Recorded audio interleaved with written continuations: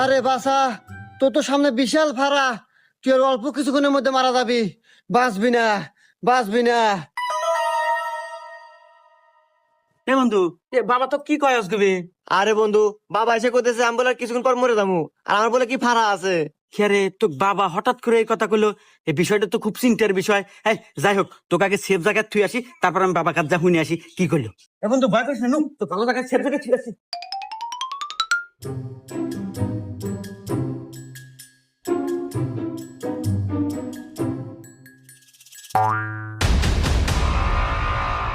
বাবা বাবা, আপনার নাকি কয়েছেন আমার বন্ধু কিছুক্ষণ পর মরে যাবো।